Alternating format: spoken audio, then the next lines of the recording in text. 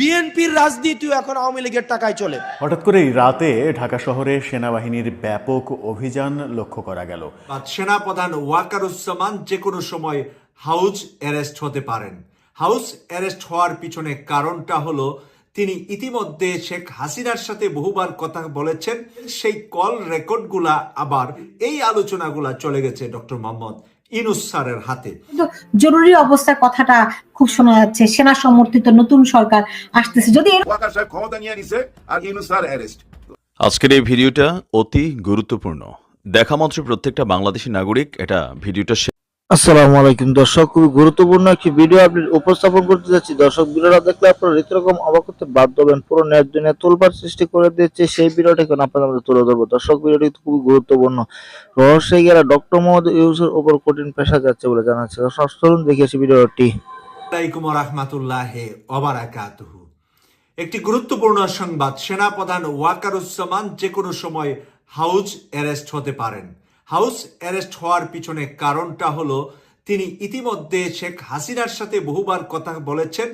দিল্লি যাওয়ার পর থেকে উনি যে ভারতে এবং দিল্লিতে হাসিনার সাথে এবং ভারতের কিছু সেনাবাহিনীদের সাথে যোগাযোগ রেখেছেন, সেই কল রেকর্ডগুলা আবার ওনার জুনিয়র যারা বাংলাদেশপন্থী আর ভারতপন্থী, দুটা পন্থী সেনাবাহিনীর মধ্যে আছে, যারা বাংলাদেশপন্থী, যারা বাংলাদেশের জন্য জীবন দিতে দ্বিধা করবে না, তারা সেই কল রেকর্ডগুলা করে ফেলেছেন। এই কল রেকর্ডগুলার ভিতরে বিভিন্ন ধরনের আলোচনা আছে। সেই আলোচনাগুলা আমরা বাহিরের জগতের মানুষের কাছে আসা সহজ বিষয় নয়। সেনাবাহিনীর এই আলোচনাগুলা চলে গেছে ডক্টর মোহাম্মদ ইউনূস স্যারের হাতে। সেখান থেকে সেনাপ্রধানকে হাউস অ্যারেস্ট করা যেতে পারে এবং করার সম্ভাবনা রয়েছে। তারপরে ভারপ্রাপ্ত অথবা সেনাপ্রধান নতুন হিসাবে যিনি, এর মধ্যে সিনিয়রিটি আছে এবং দেশপ্রেমী আছে, সেখানে তাকে হয়তোবা নিয়োগ দেওয়া যেতে পারে বা হতে পারে। প্রদর্শক, সেই দ্বন্দ্বটা অনেক দূর এগিয়ে গিয়েছে।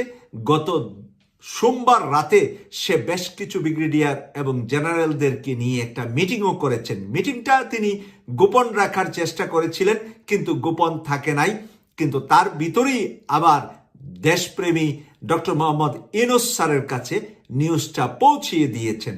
তো এই সমস্ত কারণে সেনাপ্রধান ওয়াকারুজ্জামান হয়ে গিয়েছেন সন্দেহের চোখের কাঁটা।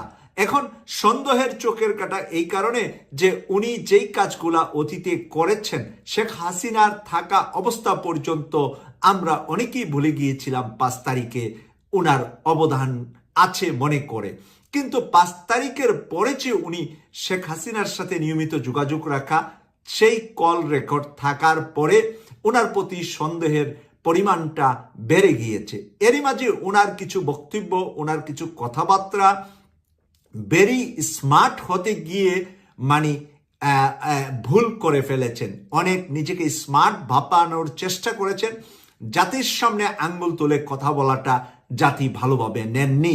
কারণ জাতিকে দিক নির্দেশনা দেওয়া, রাজনৈতিক দলগুলাকে ধমক দেওয়াটা সেনাপ্রধানের কাজ নয়। কারণ রাজনৈতিক দলের ভিতরেই লুকিয়ে আছে বাংলাদেশের 18-20 কোটি মানুষ, যাদের ট্যাক্সের টাকায় ওনার গায়ের জামাটা, ওনার হাতের পেন্সিলটা, সব কিছু কেনা হয়। ওনার রেশনটা, ওনার ঘরের খাবার, ওনার বাহিনীর সকল খরচ বহন করে জাতি। তাই এই জাতির সাথে আঙ্গুল তুলে কথা বলার মতন জাতি এই মুহূর্তে নয়। এই মুহূর্তে না বলে উনি যদি শেখ হাসিনার সময়ে আঙ্গুল তুলে কথা বলতেন, তাহলে আজকে এই জাতি ওনাকে মাথায় নিয়ে হাঁটত। কিন্তু শেখ হাসিনার সময় উনি ছিলেন একটি পোষ্য বিড়ালের মতো। পোষ্য বিড়ালকে যেই খাবার দেওয়া হয় সেই খাবারই খান, কিন্তু বিড়াল শুধু মেও মেও করে পাশে ঘুরেন খাবারের জন্য। খাবার ছাড়া বিড়ালের আর কোনো চাহিদা থাকে না। কিন্তু সেই সেনাপ্রধান বিড়াল থেকে সিংহ ভাগ হওয়ার জন্য যে প্রতিযোগিতাটা শুরুতেই করছেন, এই প্রতিযোগিতায় উনি আবারও বিড়াল হচ্ছেন ডক্টর মোহাম্মদ ইউনূসের। ডক্টর মোহাম্মদ ইউনূসের সামনে উনি যা কথা বলেছেন, সেই হঠাৎ করেই রাতে ঢাকা শহরে সেনাবাহিনীর ব্যাপক অভিযান লক্ষ্য করা গেল। সেনাবাহিনীর 46 ব্রিগেড থেকে গণমাধ্যমকে নিশ্চিতও করা হয়েছে প্রায় 20-22 জন সন্ত্রাসীকে তারা আটক করে গণমাধ্যমকে প্রথম ধাপে জানিয়েছে। সেনাবাহিনীর এই ব্যাপক অ্যাকশন হঠাৎ করেই ঢাকা শহরে বিশেষ করে রায়েরবাজার এলাকার দৃশ্যগুলো অলরেডি গণমাধ্যমে চলে এসেছে। অন্যান্য এলাকাতেও এরকম অভিযান রাতব্যাপী চলতে পারে বলেই ধারণা করা হচ্ছে। কেন হঠাৎ করে সেনাবাহিনী এত অ্যাগ্রেসিভলি মাঠে নামলো? আজকে যে সেনা সদরে অফিসার্সদের একটা অনুষ্ঠান হলো, সেই অনুষ্ঠানে সেনাপ্রধান কথা বললেন, সেনাবাহিনীর সদস্যরা কথা বললেন, সেটা নিয়ে নানা রকমের আলোচনা রয়েছে। সেইখানে সন্ত্রাস, মব কালচার, আইন শৃঙ্খলা পরিস্থিতি, এই ব্যাপারে সেনাবাহিনী সোচ্চার ভূমিকা রাখবে। অনেক কথার মধ্যে এই কথাটা খুবই গুরুত্বপূর্ণ কথা ছিল।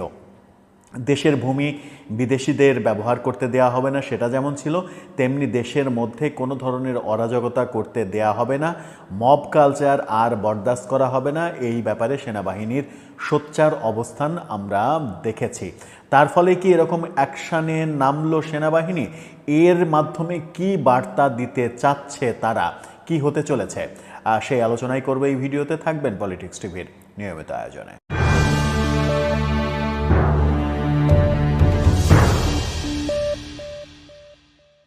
দর্শক, পলিটিক্স টিভির নিয়মিত ভিডিওগুলো স্পন্সর করছে প্রজাপতি.টিভি, নতুন ওটিটি প্ল্যাটফর্ম। আপনারা চাইলে ইউটিউবে, ফেসবুকে, ইনস্টাগ্রামে, টিকটকে দেখে নিতে পারেন।